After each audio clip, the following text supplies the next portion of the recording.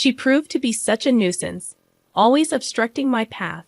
Right up until the bitter end, my husband spat out those words. It made me question if he was truly human at all. He was insufferable, not only as a parent but as a person. "I'm sorry. I will avenge you," I declared, standing before the funeral attendees, reading the letter left by my daughter. As I read, my husband's face turned ashen. "What the hell do you think you're doing?" my father-in-law's angry voice echoed. The revenge was about to commence. "My name is Elma, a 40-year-old housewife. I've been married to Carl for 15 years. We met in high school, becoming classmates in our sophomore year. We started talking after becoming desk mates and grew closer while working together on a school festival project. After the festival ended, he confessed, and we started dating. We continued dating through college. Carl moved out on his own, so I often visited his apartment. After graduation, we both started working and got busy, but we still made time for dates and meals out. Once we both started earning more, we enjoyed traveling during our holidays. I cherished those trips we took while dating. 3 years into our working lives, we decided to get married. We had saved enough for a wedding and had settled into our jobs, so it felt like the right time. Since we had dated since high school, we already knew each other's families, which made meeting the parents and house visits go smoothly. Many people attended our wedding, including our high school classmates, celebrating our union. Afterward, we started our married life, which was full of joy. Even though we'd been together for over 8 years since high school, we felt fresh and excited in our married life. It felt real when my last name changed to his. We were having a smooth marriage. 3 years later, our daughter Rosa was born. "Wow, she looks like an angel, so cute," Carl exclaimed, holding our newborn daughter. "I'll work my butt off to protect our family," he declared. "Thank you, be our rock," I replied. "You can count on me," he assured confidently. With a new member to protect, my husband seemed larger than life and very reliable. After giving birth, I worked part-time in his company. The first reason was to have more time with our child. Raising her was incredibly joyful. Every little milestone, like crawling or walking, was a moment of excitement, and I took countless photos and videos, like any proud parent. When I told Carl, he'd say, "I wish I could have seen that," with a tinge of regret. We spent blissful days playing with our daughter on his days off. As Rosa grew, she became conversational. We loved taking her to different places and letting her have various experiences. We were excited about thinking of her future dreams and the path she would take. But everything changed when Rosa was in the 3rd grade. I was working part-time when suddenly I got a call from the hospital. Rosa had collapsed during class. In a state of panic, I hurried to the hospital. My husband left work early to join me, and together we listened to the doctor's solemn words. That's when the shocking truth hit us like a tidal wave. Our daughter had a rare disease. Depending on the treatment, she probably had about a year to live, the doctor explained. My mind went blank. My daughter was burdened with an incurable illness. All that awaited us was the use of medication to ease the symptoms, with no guarantee of halting the relentless progression of the disease. We were devastated, grappling with the harsh reality of why such a small child had to endure this cruel fate. As time passed, her condition worsened. 6 months later, walking became a challenge, and she could no longer attend school. Our days were consumed by hospital visits and lying in bed at home. Gradually, she became bedridden. I had to quit my part-time job to care for her full-time. It was a necessary sacrifice, as anything could happen while I was away. Supporting her became our top priority. Around this time, my husband's demeanor underwent a drastic change. He easily fell into bad moods, and the atmosphere at home grew tense. When I welcomed him home with dinner, he'd respond with irritation, questioning my choice of fish. His complaints about every little thing persisted. The house felt peaceful and calm when it was just my daughter and me, but anxiety crept in whenever he was around. His irritability escalated, and he started coming home late, citing overtime work. Strangely, I felt relief when he stayed out late. The mental exhaustion lifted. Yet I couldn't shake the loneliness. He had stopped caring about our daughter's well-being.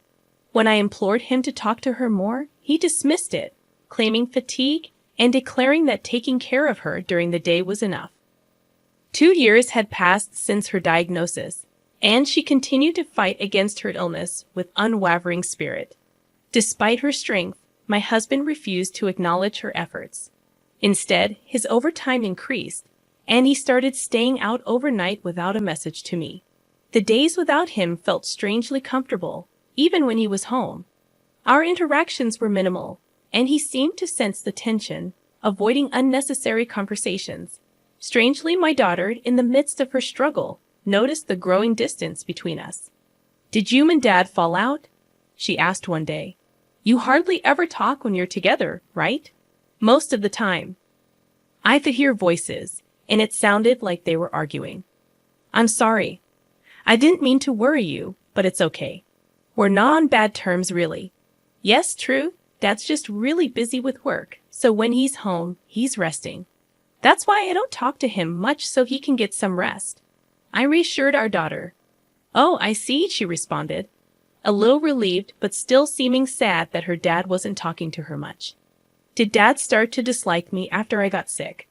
she asked with a hint of worry. "That's not true at all. A parent can't hate their child. Like I said, he's just busy with work. Don't worry, he doesn't hate you, okay?" I comforted her. After putting our daughter to bed and leaving her room, I sighed. Why am I causing her to worry like this? She's in a life or death situation, and I'm troubling her with this. Gathering my courage, I spoke to my husband when he came home. "Hey, Rosa is feeling lonely. She's wondering if you started to dislike her after she got sick," I admitted. My husband, who had been listening reluctantly, seemed surprised that our daughter would say such a thing and finally looked at me. "Yes, she did.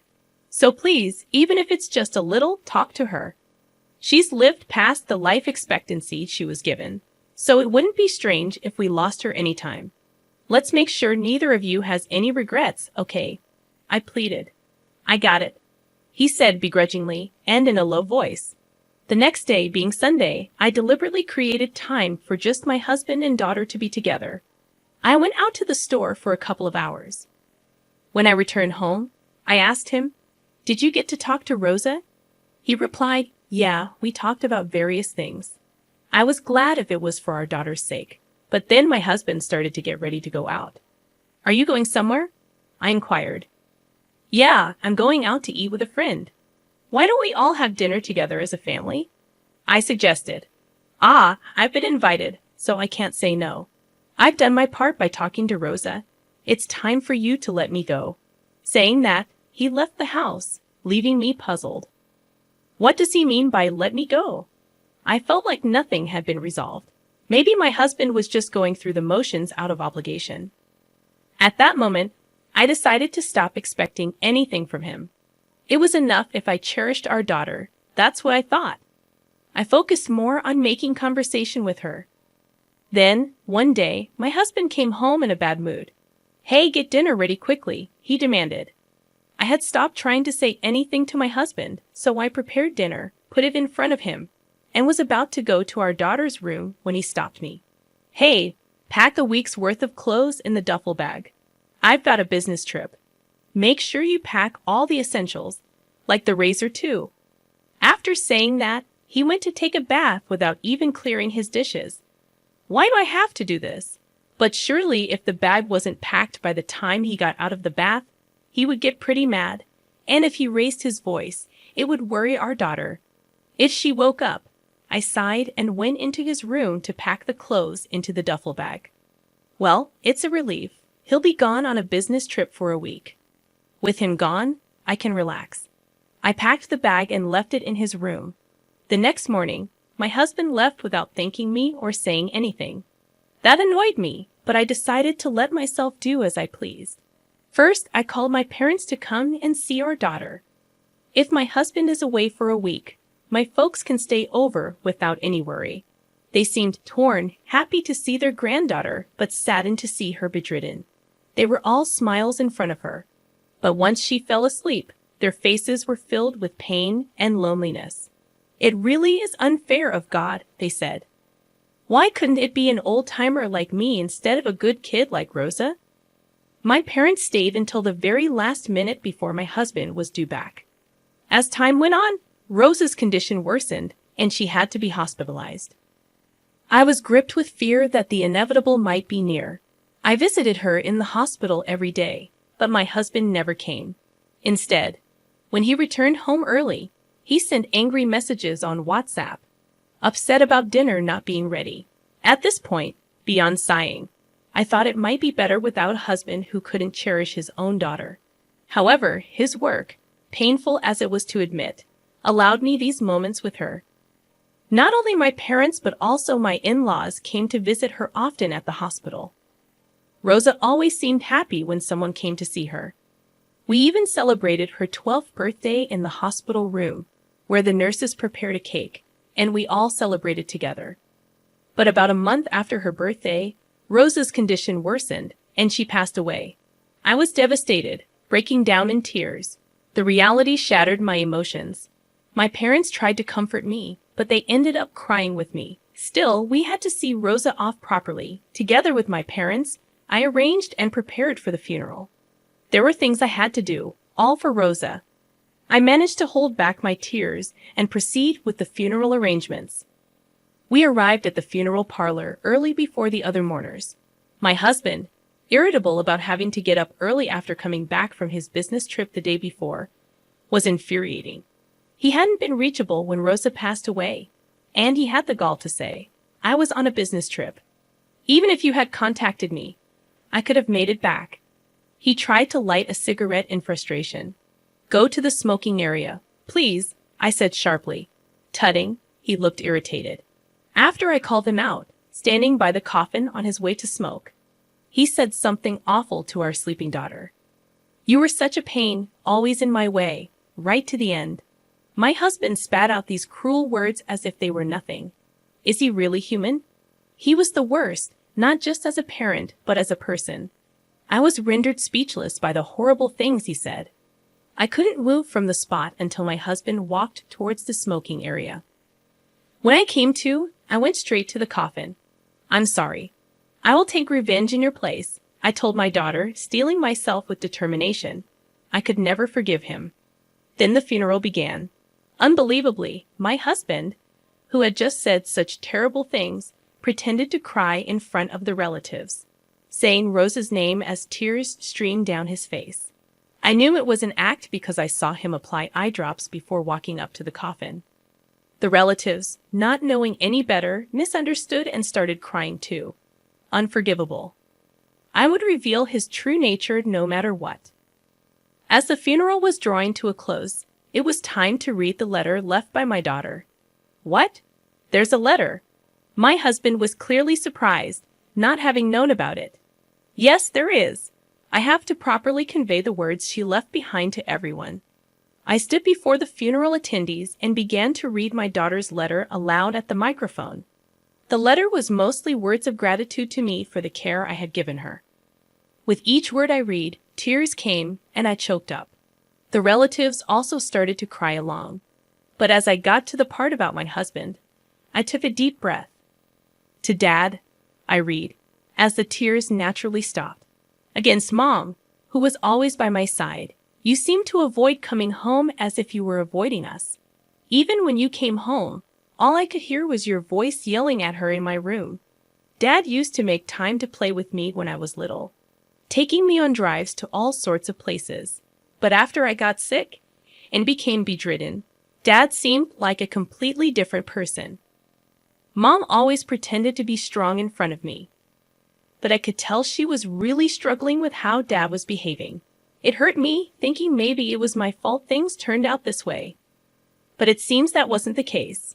Remember the day Mom went shopping, and it was just Dad and me at home. You came to my room and talked to me. Then, maybe because Mom asked you to, I was so happy. It felt like the old Dad had come back. But then, thinking I was asleep, you took a phone call. You were talking to a woman. I couldn't believe what I was hearing. I know everything. You were planning a week-long trip. Did you enjoy the Disney trip you went on behind our backs And you told that woman on the phone that you loved her. As I read my daughter's letter aloud, the room buzzed with tension. My husband stood there, pale as a ghost. What the hell are you doing? My father-in-law's angry voice boomed. The revenge had begun. My husband just stood there, speechless, stuttering. Ah! My father-in-law grabbed him by the collar and yelled, "You fool!" before striking him across the face. My husband, staggering, denied the affair, saying, "It's not what it looks like. There must be some mistake." What's the mistake? Rosa would never lie, but I haven't had an affair. My husband stuck to his denials, holding the microphone.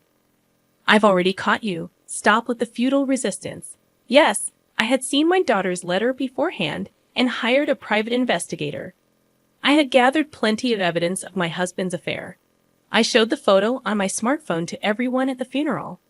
All the relatives attending glared at my husband. How could you go on an affair trip when your own child's life was hanging by a thread? You're finished as a human being. I didn't raise you to be such a terrible adult. Mom, Dad, you're no son of ours anymore. We disown you. My husband just collapsed on the spot, trying to escape the pain. I didn't want to face the reality that my daughter had become like that. What are you even saying? That's no excuse for having an affair. And if that were true, you would have spent more time with Rosa. Don't lie now when we've come so far. And I heard from your parents. You were asking them for money for Rosa's medical expenses because it was so costly. I never heard a word about it. That means you were using the money your parents sent for your own pleasure, right? You exploited your daughter's illness to collect money and have an affair, didn't you? Don't give me that. How dare you do such low things and then talk about suffering? Rosa was the one suffering the most, fighting desperately to survive her illness. To have a father like you, Rosa was the one to be pitied. You're not wanted at this funeral. Get out of here right now. I shouted at my husband with all my might. He fell on his butt, let out a small yelp, and then hurriedly ran away from the place. After that, I reset and continued with my daughter's funeral.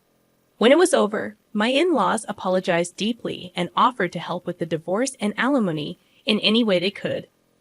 I proceeded with the divorce and demanded alimony through a lawyer introduced by my father-in-law. But that wasn't enough for me. I took the house my husband had bought and also told everyone at his workplace about what he had done. My ex-husband, who had made it to the position of manager, quickly lost all credibility at the company. He was demoted and sent to work in a remote location. He asked his affair partner to come with him, but she promptly dumped him, saying she had no interest in a man without money. In the end, to his affair partner, my ex-husband was just a rich plaything. My ex-husband was abandoned by his parents and relatives, left to work alone in a distant place, living a lonely life in his house. It's all what he deserves, and honestly, I'd like to beat him up to my heart's content if I could. Meanwhile, I sold the house I got from my ex-husband and moved back to my parents' house. With the alimony from my ex-husband and his affair partner, I had a considerable amount of money. I didn't feel like working for a while after my daughter passed away, but gradually, I started to think more positively and began working part-time at a cafe near my parents' house. Mom's homemade cake. Rosa loved it so much.